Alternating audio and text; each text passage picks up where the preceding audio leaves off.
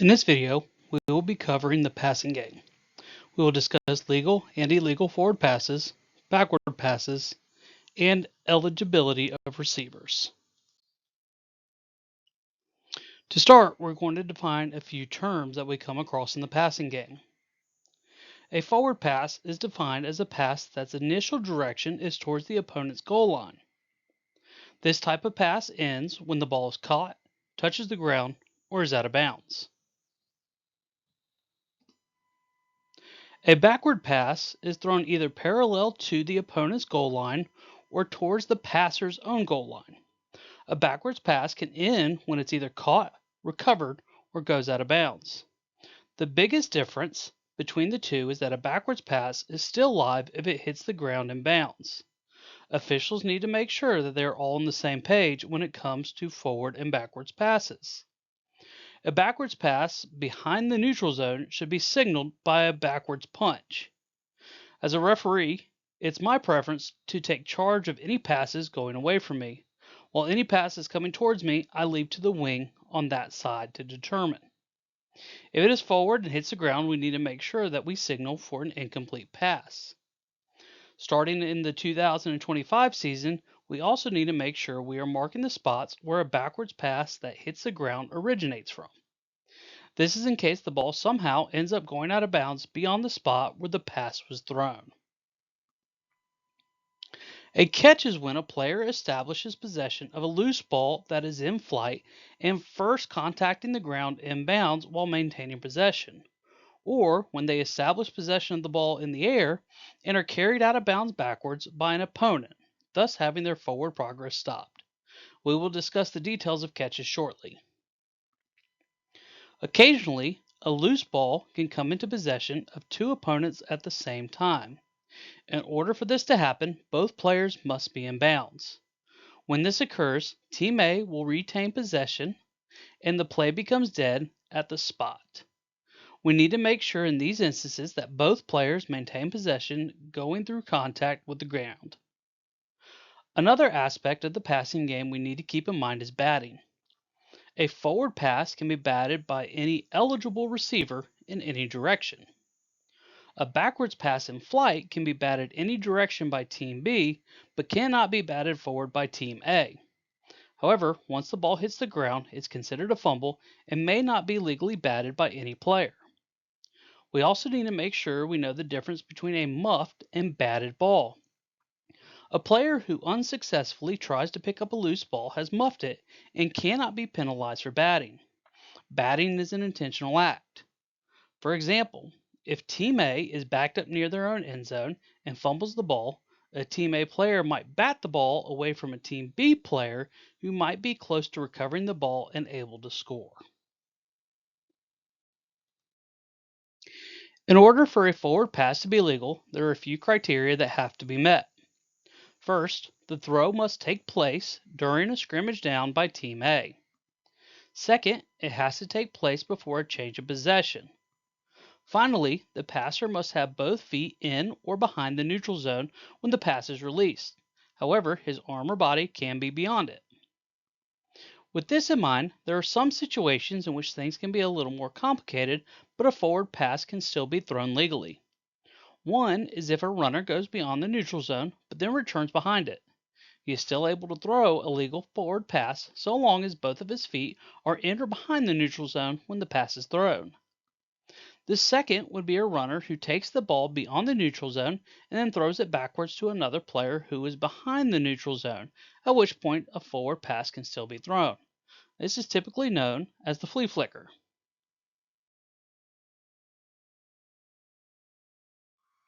Now that we have established what makes a forward pass, let's discuss illegal forward passes.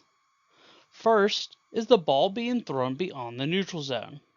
In order to be considered beyond the neutral zone, the passer only has to have 1 foot past the neutral zone. However, if his arm or body is beyond, but both feet are behind, the pass is still legal. When a quarterback begins to scramble, umpires should step up to the line of scrimmage to get a view that runs down the line. This way, he can see where the quarterback is when the ball is released and determine if he has a foot beyond the neutral zone. Another thing we can do to help is have the referee use his beanbag to try to mark the spot of the foot. While not perfect, it can help us get a marker down to use to decide where the passer was when he released the ball. Anytime a forward pass is thrown after a change of possession, including kicks, the pass is illegal. A second forward pass in a down is also illegal. When teams are attempting a throwback pass, the first pass has to be either parallel to the opponent's goal line or back towards the player's own goal line. Another common play we might see is when a player who goes into sweep motion and receives a shuttle pass forward tries to throw another pass forward. This is illegal as the shuttle pass is considered the first forward pass for a down. Spiking the ball to conserve time is illegal except in one particular situation. If the quarterback receives either a hand-to-hand snap or a shotgun snap, it immediately throws the ball forward and down. If the ball hits the ground or is muffed during the snap, this would be illegal. The passer also can't do anything else before spiking the ball. We need to also make sure the pass is forward and not sideways or backwards. Otherwise, we have a fumble. Another consideration we don't often see is if a backwards pass is thrown out of bounds with the intention of stopping the clock. This is actually legal, but we need to make sure we next spot the ball at the spot it goes out of bounds. Finally, throwing the ball away to conserve yards is illegal, unless a few criteria are met by the passing team. If the player who receives the snap moves outside the boundary of the lateral limits of the free blocking zone and throws a pass that goes beyond the neutral zone, it's legal. For this particular rule, the neutral zone extends beyond the side boundaries, throughout the sideline, and even into the stands. If the ball hits something out of bounds, such as a substitute or coach, before reaching the extended neutral zone, then we have to make a judgment call as to if the ball would have reached without the ball being touched. We also have to remember that this only applies to the player who first possesses the ball. If we have a handoff or backwards pass to another player, they cannot intentionally ground the ball at all. There are a number of enforcement rules that we have to remember when dealing with illegal forward passes. The first enforcement is a 5-yard penalty from the basic spot. This applies to any forward passes thrown after a change of possession. For an illegal spike to conserve time, the penalty is enforced from the basic spot and is a loss of down. Normally a foul like this would occur behind the line of scrimmage, so the basic spot is the previous spot. However, it could happen beyond the line of scrimmage, which is why it's a basic spot foul. There is also another element to the foul that must be enforced as well. The clock will be started on the ready instead of the snap like a normal incomplete forward passes. We don't want to give a time advantage to a team who commits a foul to try to conserve time. Intentional grounding and a second forward pass are always spot fouls. So even when they occur behind the line of scrimmage, we always enforce them from the spot of the foul and don't go back to the original line of scrimmage. These are 5-yard penalties and also carry a loss of down. All illegal forward passes use the same signal except for intentional grounding. Referees need to make sure they know the difference so they can communicate with the teams and the fans so they know what the call is. In order to legally touch a forward pass, a player must be eligible. On the defensive side of the ball, eligibility is quite simple. All Team B players are eligible to touch a forward pass.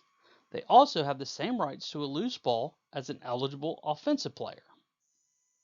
On the offensive side, it gets a little more complex. In order to be eligible, the player must either be on the end of the line of scrimmage or clearly in the backfield. They also must have an eligible number, meaning numbers 0 through 49 or 80 through 99. Offenses can set up with ineligible numbers either on the line of scrimmage or in the backfield and have a legal formation. However, this will limit the number of eligible receivers they have at their disposal on that play. Once Team B touches a forward pass, all bets are off, and any offensive player can legally touch a forward pass. We need to make sure we are aware that a forward pass has indeed been touched by a defensive player, particularly behind or at the line of scrimmage. It is a good habit for referees and umpires to signal a touch by Team B if they see one. Another element on the offensive side of the ball deals with players that go out of bounds. While no player may intentionally go out of bounds and return to play without illegally participating, the rules are more strict with offensive players. At no time can a Team A player intentionally or unintentionally go out of bounds unless they are blocked by Team B. So a receiver who is near the sideline and who clearly steps out of bounds because he has lost where he is on the field cannot come back into the field to play and participate. If he does so, it is illegal participation. However, if he is blocked out of bounds by the defender, he must return as soon as possible and can continue to participate. With a call like this, we need to use common sense officiating to not interrupt the game. A player on the opposite side of the field of a pass who steps quickly out of bounds, returns, and keeps running has no bearing on this play, and this foul probably should be passed on. However, if he does return and the ball is thrown in his direction, it now has bearing on the play and should be called. A good wing would keep his flag in his pocket until he sees the ball coming towards the general direction of this player. A late flag here is okay, and since it's a loose ball foul, it will be enforced from the previous spot, so the spot of the foul is less important. While I don't advocate for ignoring rules, I do believe we need to understand the spirit of this rule and enforce it in a way that doesn't disrupt the flow of the game. Earlier, we defined a backwards pass as a pass thrown either parallel to the opponent's goal line or towards the passer's own goal line. With backward passes, there are no eligibility requirements to touch the ball. Any player, anywhere on the field, may catch or recover this pass. If the pass touches the ground, it remains live and is treated the same as a fumble. A backwards pass in the backfield should have the spot of the pass marked with a beanbag in case it hits the ground. This is to ensure we have a spot to return to if the ball ends up out of bounds beyond the point where it is passed. The pass remains live and can be either caught or recovered and advanced by any player. A backwards pass can also be thrown anywhere on the field at any time by any player.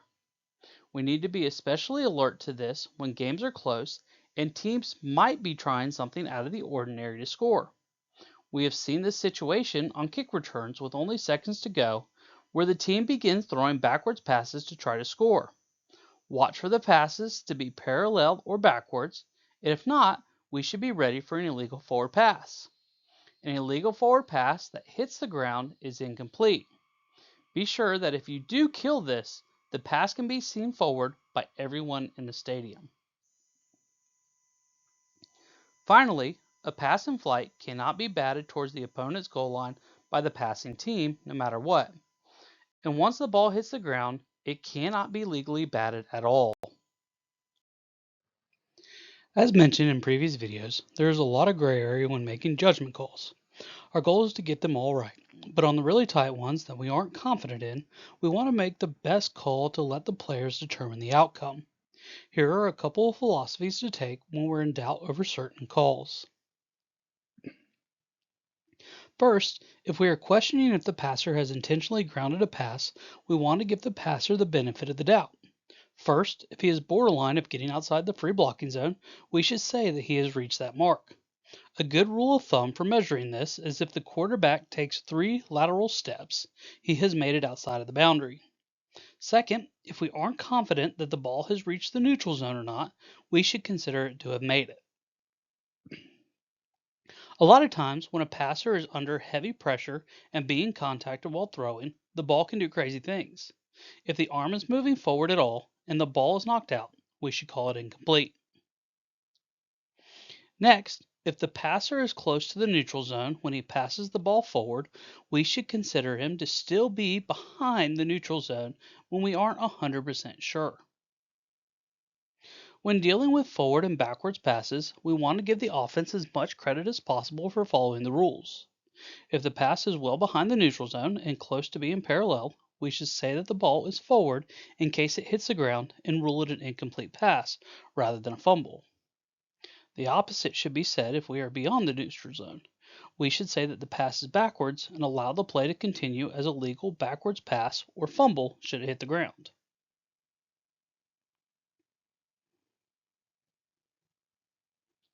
If we can't tell if a defender has tipped a forward pass, we should rule that it has not been touched. This affects the play in two ways. First, we would still have pass interference restrictions in place, which will be discussed in a later video. And second, Team A and eligible players still cannot touch this pass. A lot of times the ball will tell us if in fact it has been touched. We will see either a change in the rotation of the ball or a change in the direction or tilt. If we don't see any of those, we can be much more confident that the ball has remained untouched. Finally, when we are unsure if the offensive player has been blocked out of bounds by the defensive player, we should give him the benefit of the doubt and rule that he was blocked and can return and participate. As always, remember we want to make the right call when we see it. These philosophies are for the calls that are 50-50. Our goal is not to interfere unnecessarily with the game. The more we can stay out of the way, the better off we will be. Make the calls that need to be made, but don't draw attention to yourself by making calls that have no relevance on the play.